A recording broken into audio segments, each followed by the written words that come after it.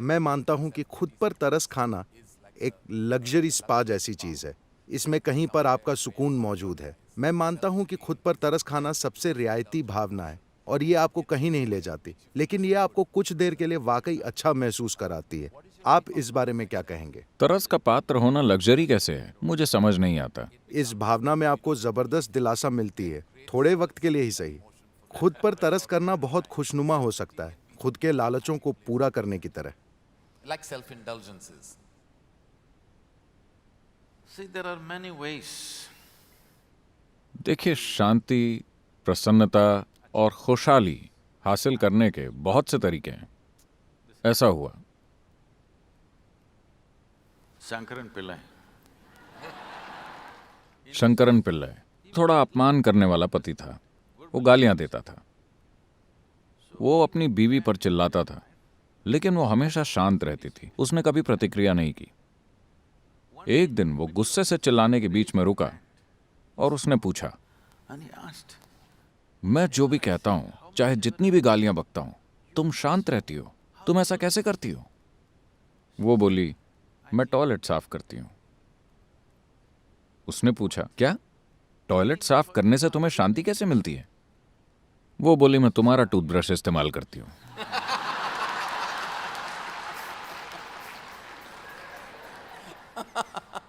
तो इस चक्कर में मत पड़िए।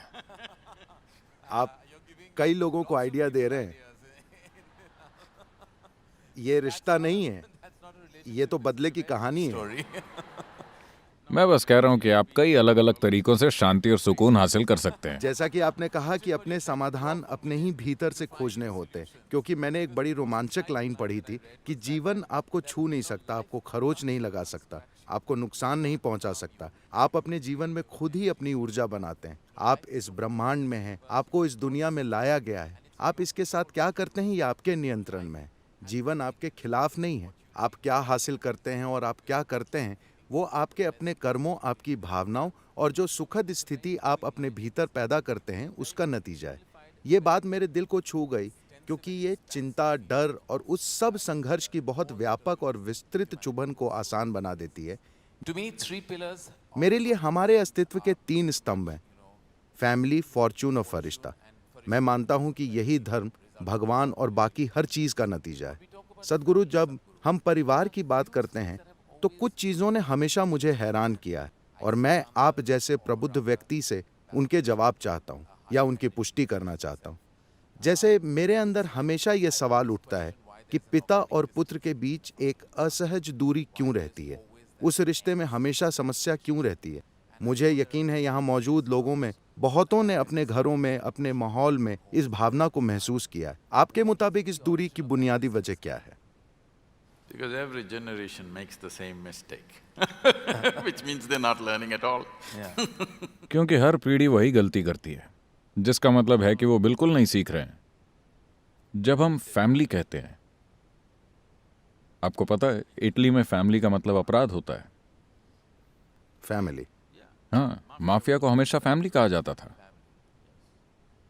तो एक तरह से ये एक तरह का अपराध है। परिवार किसी भी समाज के निर्माण की सबसे बुनियादी व्यवस्था है, पर इसका मतलब ये नहीं है कि आपको भी बुनियादी बने रहना चाहिए, क्योंकि ये एक शारीरिक पहचान है। शरीर एक असलियत है, हम इससे इनकार नहीं कर सकते। बेशक ये In some way, एक तरह से कम कुछ हद तक हमारे माता पिता ने इसे हमें दिया है। आज ये जैसा है, जैसा ये दिखता है, ये उनकी ही वजह से। उन्हें ये किसी और ने दिया, वो अलग बात है, लेकिन हमको ये उन्होंने दिया था। तो ये एक शारीरिक पहचान है। खुद को अपनी शारीरिक पहचान तक सीमित रखना एक पूरे जीवन काल के लिए ये एक अपराध है, क्योंकि ये बहुत सारी चीजें पैदा कर देता है। इस देश ने लंबे अरसे से कष्ट सहे हैं। अभी आपने महाभारत का वीडियो रिलीज किया है। पूरा महाभारत एक पारिवारिक समस्या है। यह धृतराष्ट्र सिंड्रोम है। हम अब भी कष्ट सह रहे हैं। मेरा बेटा ही सबसे अच्छा है, चाहे जो हो। आज भी हम वही चीज झेल रहे हैं। मेरा बेटा सबसे अच्छा है, चाहे जो हो, उसे ही राजा बनना चाहिए। कुछ बेटे अच्छे से नहीं संभाल पाए, कुछ ने संभाला है। परिवार एक बुनियादी पहचान है जिसके साथ हम पैदा हुए हैं। आपके बचपन के लिए ये एक शानदार चीज है, क्योंकि उस पारिवारिक सहयोग के बिना कई मायनों में आप वो नहीं होते जो आप आज हैं, ठीक है? तो मैं पूरा सम्मान और समुचित आदर देता हूं परिवार व्यवस्था को, for the family because क्योंकि इंसानी बच्चा इस तरह पैदा होता है कि माँ की कोख से बाहर निकलते ही आप अपने पैरों पर खड़े होकर दूसरे जीवों की तरह चीजें नहीं कर सकते। लंबा समय लगता है एक बच्चे को पूरा आदमी और बच्ची को पूरी औरत बनने में।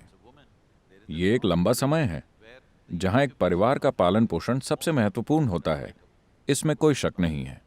लेकिन आपको उस पहचान से बाहर निकलना होता है। लेकिन कई लोग उस पहचान से कभी आगे ही नहीं बढ़ पाते, जिसके लिए वो पीड़ा सहते हैं। और कभी कभी अगर वो किसी खास जगह पर पैदा होते हैं तो उनकी वजह से पूरा देश कष्ट सहता है।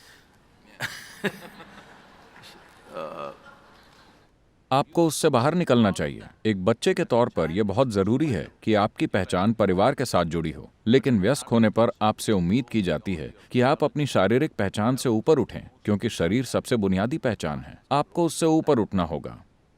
तो सवाल यह है कि क्या यह जरूरी है कि हर पिता और हर बेटे के बीच किसी तरह की समस्या हो?